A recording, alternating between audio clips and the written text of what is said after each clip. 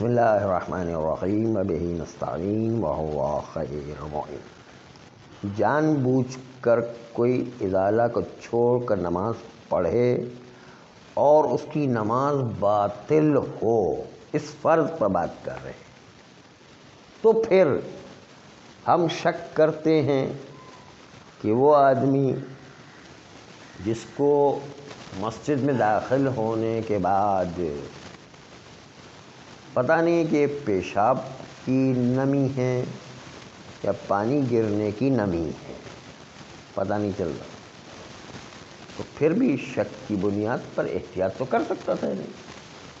لیکن جو آدمی غافل ہے، اس کے ذہن میں ہی بات نہیں آ رہی ہے، یا جو آدمی نماز پڑھ چکا اس کے بعد اس کو نجاست پتہ چلی، اس وقت تو جو ہے کوئی امر بازالہ تھا ہی نہیں، اس لیے اس کی نماز صحیح ہونا چاہیے۔ بس اس بنیاد پر باب تزاحم سے بھی مانے۔ باب تزاحم میں یہ تھا کہ متزاحمین ایک دوسرے کو تقاضب کر رہے تھے۔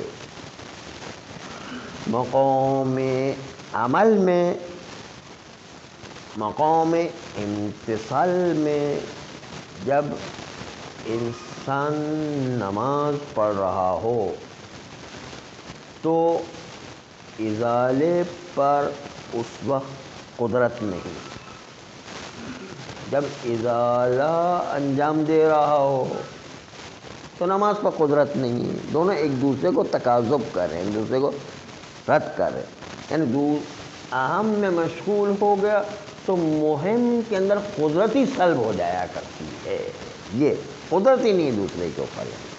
ایک کو بچانے گئے تو دوسرے پر قدرت نہیں ہے، دوسرے کو بچانے گئے پہلے پر قدرت نہیں، دو میں سے کسی ایک کو انجام دے سکتے۔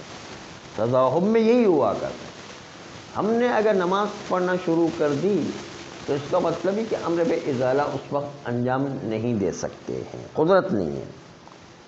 اور جہل کی صورت میں چونکہ امر تھا ہی نہیں، یعنی جہل اس طرح کی غفلت ہو گئی یا پتہ ہی نہیں تھا نماز پڑھتے وقت کہ کوئی مسجد نجس ہوئی ہے، تو ایسی صورت میں جو ہے نماز صحیح ہوگی۔ یہ تو تھا باب تزاحم۔ اب آ جائیے باب تنافی میں چلتے ہیں۔ باب تنافی، تنافی میں کیا ہوتا ہے؟ قانون وہ چلتا ہے، امر بالشیء نہی عن ضدہ کا تقاضا کرتا ہے، یعنی امر بالشیء کی موجودگی میں، امر بازالے کی موجودگی میں نماز سے منع کیا گیا ہے، نماز حرام ہو گئی ہے، تو اب نماز واجب ہے یا نماز حرام ہے؟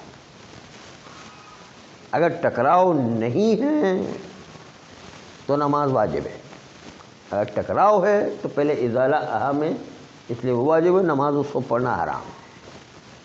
امر بالشیء نہی عن ضدہ کا، اگر اس کو مانے اس فرض پر جو تنافی والے قول کی بنیاد،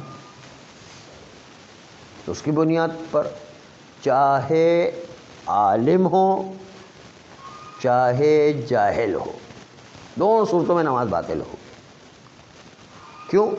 اس لیے کہ امر بالشیء، امر بازالہ تقاضا کرتا ہے کہ نماز حرام ہے، چاہے آپ کو علم ہو چاہے علم نہ ہو، حرام ہے وہ۔ تو حرام ہے، تنافی میں تو یہ ہوتا ہے کہ دوسرے جو بالکل منع ہو جاتا ہے ایک دم۔ تو جہل و علم کا کوئی فرق نہیں ہے تنافی کے اندر۔ امر بالشیء تقاضا کرتا نہیں عن ضدہ کا، کہ ضد جو اس کی نماز ہے، نماز سے نہیں آئے، یہ نماز حرام ہے۔ جب حرام ہے تو اس کا مطلب چاہے آپ کو علم ہو یا علم نہ ہو، ہر صورت میں امتناع والے قول کی بنیاد پر نماز پڑھی نہیں جا سکتی ہے، نماز ہر صورت میں باطل ہے، علم و جہل کا بھی کوئی فرق نہیں ہے۔ بلکہ ایک جملہ جو استعمال کیا گیا ہے، فرماتے ہیں کہ انما اشتہر من ان العبادۃ تقع صحیحۃ فی باب الاجتماع عند الجہل بحرمتها کلام شعری، فرماتے ہیں کہ جو مشہور ہو گیا ہے کہ نماز کوئی پڑھ لے تو جہل کی صورت میں اس کی نماز صحیح ہے، ازالہ نجاست کو چھوڑ کر یہ پڑھ لے تو باب اجتماع یا امر و نہی میں جو امتناع کے قائل ہیں ان کے نزدیک یہ ایک بے اساس بات ہے۔ امتناع ہے تو امتناع ہے، ختم، امر بالشیء نہی عن ضد ہی ہو گیا ہے، نہیں بس اس لیے جہل ہونے کے باوجود امتناع کا قائل ہے اجتماع کے اندر، تو اسی صورت کے اندر منع ہے کہ نماز پڑھی جائے، چاہے آپ کو علم ہو چاہے علم نہ ہو۔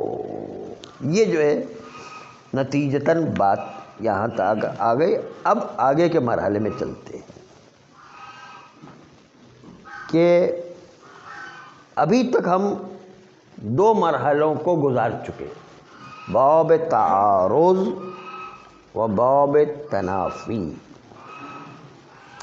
آغا خوئی تو اس بات کو مانتے تھے کہ نہ تعارض ہے نہ تنافی ہے، بلکہ اس کی نماز علم کے باوجود کہ مسجد نجس ہو گئی ہے پھر بھی نماز جا کے پڑھے تو نماز صحیح ہے، کیونکہ دونوں میں کوئی تعارض بھی نہیں ہے تنافی بھی نہیں ہے، تو الگ الگ جہت اور دونوں الگ الگ زاویے ہیں۔ آخوئی یوں کہہ رہے تھے، لیکن بعض لوگ تعارض کہتے ہیں، بعض لوگ تنافی کہتے ہیں، بعض لوگ استلزام بطلان کہتے ہیں۔ تو یہاں پر کہتے ہیں ہم نے جو فتویٰ دیا تھا کہ علم ہے کہ مسجد نجس ہے پھر بھی کوئی جا کے نماز پڑھ لیتا ہے تو گناہگار تو ہے، گناہگار ہے کہ اس کا وظیفہ واجب فوری تھا کہ مسجد کو پاک کرے، اس نے وظیفے کا انجام نہیں دیا، جا کے نماز پڑھی تو نماز صحیح ہے۔ نماز جو صحیح نہیں کہتے وہ کہتے بھائی اس نماز کے اوپر نہیں وارد ہوا ہے، تو اب نہیں کی صورت میں کیسے نماز پڑھ سکتے ہیں، وہ جو تنافی والے کہتے ہیں۔ دوسرے جو ہے تضاہم والے کہتے ہیں کہ نہیں، نماز اور جو ہے ازالہ دونوں ایک ہی وقت کے اندر انجام دینا ہے، تضاہم ہے، تضاہم کی صورت میں جب ایک کو اہم کو انجام دینا ہے ازالے کو تو دوسرے پر قدرت ہی نہیں ہے، جب قدرت نہیں تو اس کے اوپر امر موجود نہیں، امر موجود نہیں تو نماز باطل ہو گیا۔ نہیں، وہ یوں کہہ رہے تھے، آخوئی کہتے نہیں ایسا نہیں ہے، دونوں نہیں ہے۔ ہم نے جو بیان کیا اس کے اعتبار سے نہ تضاہم ہے۔ مشہور مجتہدین جو پرانے مجتہدین تھے ان کا نظریہ یہ نہیں، وہ آخوئی کے زمانے کو نہیں، ابھی اس وقت سب کا نظریہ وہی ہے۔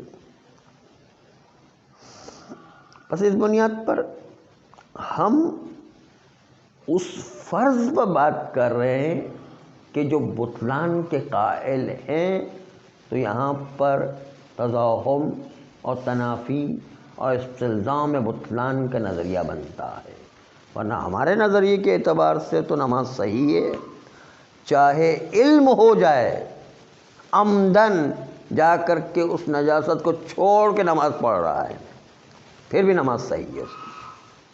آخو کہتے دونوں میں کوئی، دونوں کا ربط نہیں ہے، نہیں دو الگ الگ حکم ہیں، اس لیے جو ہے وہ امر کی اطاعت نہ کرنے سے نہی برصلاۃ نہیں آیا کرتا ہے، بلکہ امر بالشیء نہی عن ضدہ کے قانون کو ہی ہم نہیں مانتے ہیں، اس قانون کو ہی ہم یہ نہیں مانتے ہیں، وہ قانون ہی غلط ہے۔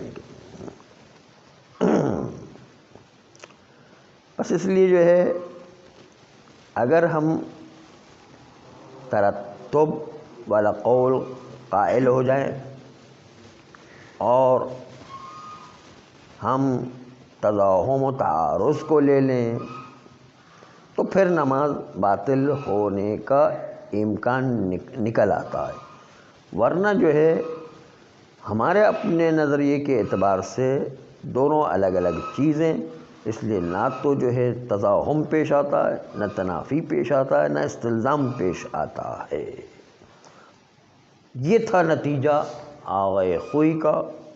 پھر کہتے ہیں کہ اثناء نماز میں انسان متوجہ ہو جائے کہ مسجد نجس ہو گئی ہے، یا جو ہے انسان نماز پڑھنے سے پہلے اس کو پتہ ہی نہیں تھا کہ مسجد نجس ہے، اثناء نماز میں نجس جو ہے نجس ہونے کا پتہ چل جائے، یا پہلے پتہ تھا بھول گیا تھا اور پھر بعد میں جو ہے نماز کے دوران اس کو یاد آیا. دونوں صورتوں میں کیا اس کی نماز، جب نماز کے دوران جب پتہ چلا کہ مسجد نجس ہو گئی تو پہلے نماز پڑھے گا یا پہلے ازالہ انجام دے؟ نماز پڑھے گا کا مطلب ہے کہ نماز توڑ دے اور توڑ کر کے ازالہ مسجد کو انجام دے، یا نماز کو مکمل کرے اور مکمل کرنے کے بعد پھر جو ہے ازالہ مسجد انجام دے. یہ دوسری بحث ہے.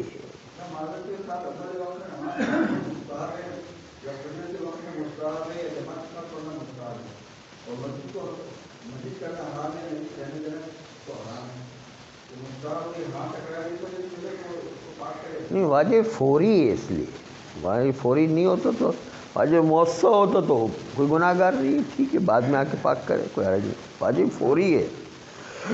مسجد کو پاک کرنا چاہے اس کی اہانت ہو رہی ہو یا نہ ہو رہی، چاہے مسجد کی تنقیص ہو رہی ہو یا نہ ہو رہی ہو، مسجد کو پاک کرنا فوری واجب ہے. اگرچہ کہ واجب نماز کے وجوب سے کمتر رتبے کا ہے، لیکن چونکہ فوری آ گیا اس لیے اب اہم ہو گیا.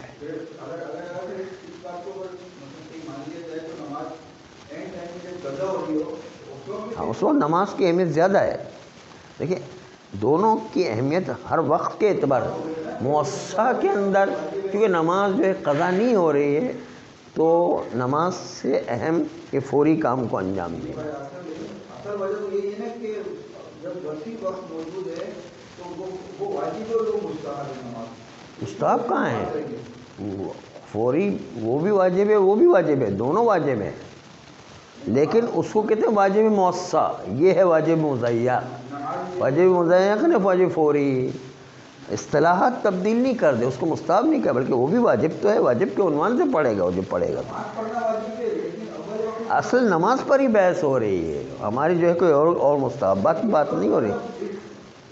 وہ مؤثر ہے، الگ بات ہے، لیکن جو ہے بات واجب پر ہی ہو رہی ہے. اصل میں وہ بھی واجب ہے، یہ بھی واجب، لیکن وہ واجب مؤثر ہے نہیں، اس میں وقت وسیع ہے بہرحال. تو اس لیے جو ہے پہلے اس کو انجام دیں گے جو فوری ہے. وہ عام روزمرہ زندگی میں دیکھتے کہ بھائی جو ہے ایک بڑا کام ہے لیکن چھوٹا کام بھی فوری انجام دینا ضروری ہے. اگر وہ نہیں انجام دیا تو اس کے نئے بڑا کام جو ہے وہ تو بعد میں بھی کیا جا سکتا ہے. ہاں تو یہ جو ہے نا اس کی بات عرض کر رہے ہیں کہ ایک واجب ہے، ایک مؤثر ہے، ایک واجب مضیق ہے. مضیق کو پہلے انجام دینا ہے کیونکہ اس کا وقت ختم ہو جائے گا. جیسے چاند گرنا، سورج گرنا ابھی فوراً لگا، اس کو پہلے انجام دیں گے ورنہ ختم ہو جائے گا. باقی جو ہے ظہر عصر کی نماز کے ٹائم کے بعد میں یا مغرب عشاء کی نماز کے ٹائم بعد میں انشاءاللہ بعد میں پڑھ لیں گے. تو جو مضیق ہوتا ہے وہ پہلے پڑھنا ہے، مضیق فوری ہوتا ہے.